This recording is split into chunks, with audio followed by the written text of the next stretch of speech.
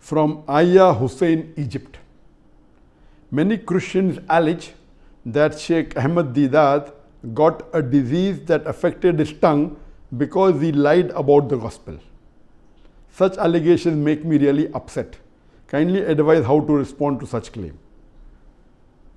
To tell you that Shaikh Deedat, it is wrong to say disease affecting the tongue.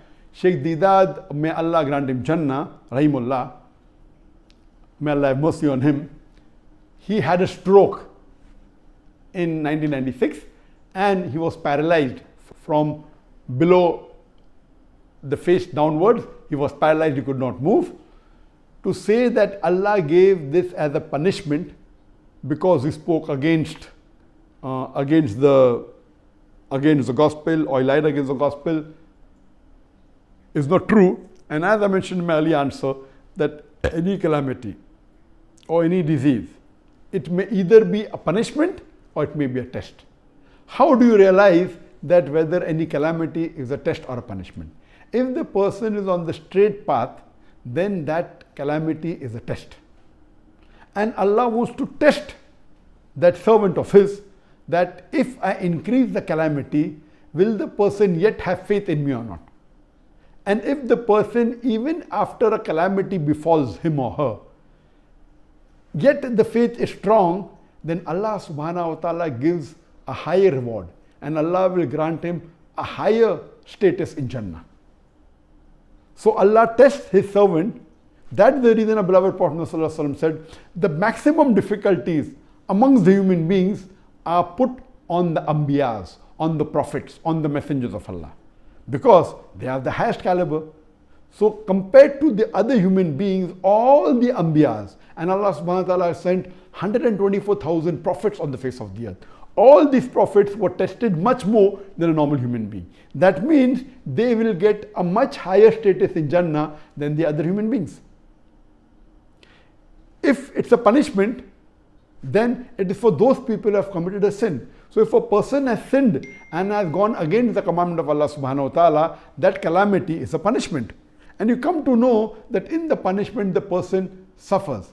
Whereas in a person, if it's a test, the person who's on the straight path, his iman increases.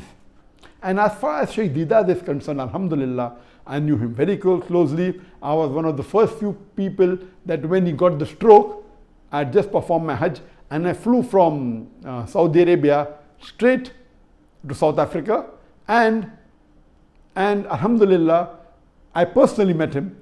Even though he had the stroke, even though he could not move, he could not speak, he used to converse through the blinking of his eyes. There was a chart that was kept behind him which had 1, 2, 3, 4, 5 rows. Each row had A, B, C, D, first row, then second row, F, G, H, I. And this way, if you have to converse, which was 1, 2, so he used to blink. That means he wants to choose a letter from second row. Then from second row we start F, G, H, I. So I. So he blinks an I. So then I. So in this way, he could convey his message by spelling it out. And once you get used to it, you can do it very fast. So he used to converse even by the blinking of his eyes. And I know that even on bed, when he could not move, when he could not speak, he had did dawah. There were Christians who came to meet him, there were Christian missionaries who came to meet him, non-Muslims, and through dawah he was even able to revert some of the non-Muslims, Alhamdulillah. He wrote long messages and he even encouraged me, and he even dictated a message on the plaque. The best award that I've got from anyone, the best plaque, is the plaque given by Shaikh Ahmed Deedat to me in the year 2000, in which he dictated the message that, son, what you have done in 4 years had taken me 40 years to accomplish, Alhamdulillah. So this he dictated with his eyes, even though he could not speak. And that plaque really, mashallah, gave a lot of encouragement to me.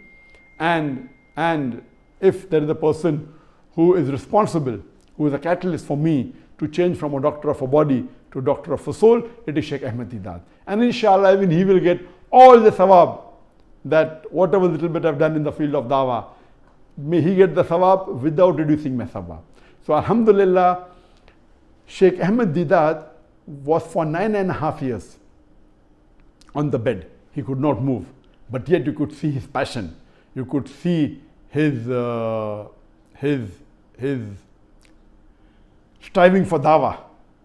So according to me, if you see the striving, you see the passion, there was no remorse in him that what he did was wrong. He continued his dawah. This means Allah subhanahu wa ta'ala, according to me, wanted to give a higher status to Shaikh Deedat.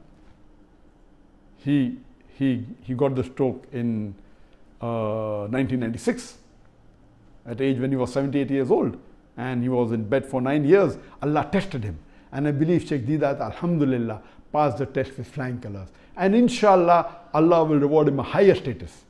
And that reminds me that many people tell me, oh, Dr. Zakir, because he's doing dawah, he's been harassed and he's been attacked by the enemies. Believe me, I did hijrah. I left my home country, my home city, that's Bombay, left India and came to Malaysia.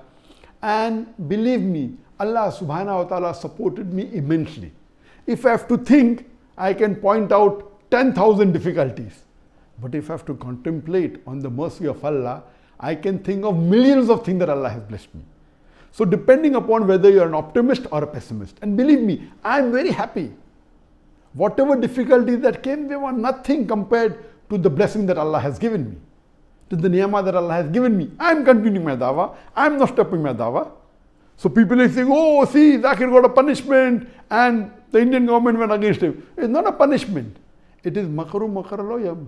They, the unbelievers, they plotted and planned. Allah to plan. Allah is the best of planner. This BJP government, the Indian government, they planned against the Muslims and they did it. And one of the planning was to remove me out of the country so that, because of the popularity, so that they could continue the injustice on the Muslims. But Alhamdulillah, Allah gave me a better country, and mashallah, my dawah has increased. It hasn't stopped. I'm continuing. So these are tests, and I pray to Allah subhanahu wa ta'ala, may He accept my effort, and may He give me a higher status in Jannah.